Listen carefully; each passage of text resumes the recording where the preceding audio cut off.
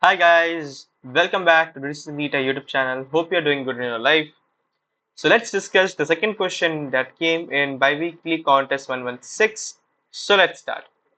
So what is asking the question, like you are given a zero index binary string having an even length. Okay. A string is beautiful if you can partition it into substrings and each substring has an even length and a substring contains only ones or zeros. You can change any character to 1 or 0. Written the minimum number of changes required to make the string is beautiful. So let's understand the question first nicely, then let's proceed on. It is saying that we had suppose given a string like 1 0 0 1. We are suppose given any string. What we have to do is we have to make the string in such a way that the substrings are beautiful. Okay, and what's the definition of beautiful? It's beautiful if it has an even length and it contains only ones or only zeros. You can see in this case, if I divide it by 2, like the length by 2, and I make it to this one, make it this to 1 1 1 1. This is beautiful because now it contains only ones. Now it contains only ones. It's beautiful. I can also do 1 0 0 1 2. This is in half, like 0 2. Sorry, yeah, 0 this to 0. It's also 0 0 0 0.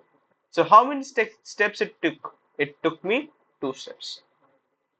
Similarly, let's see for a bigger index, like bigger string, like 1 0 0 1 0 0 1 1 0 1. It has to be even 1 2 3 4 5 6 7 8 9 10. It is even. So what we can do is it's asking it's possible to partition it into one or more substrings such that each substring has an even length. So what I would do is I would start dividing it into two only, and in that two I would see if they are same elements or not, like 2 2 2 2. Here they are not same. Okay, they're not same here. Here both are not same. Here both are same. Good job. Here both are same. Good job. Here both are not same. So don't you think we would require three operations here? Like 1 1 1 1 0 0 1 1 0 0, and each substring whose length is even, we are getting either ones or either zeros. Don't you think so? So now as you have got the logic, like we have to keep on dividing it into two, like we would move on and we would do it. Let's do this. So we would move and we would check for every two index if the elements are same. If not same, then counter plus plus. It will be any big of a string. This logic will work and our solution will be there. So I'm bringing out the solution. So this is the solution. You can see such a short, cute solution.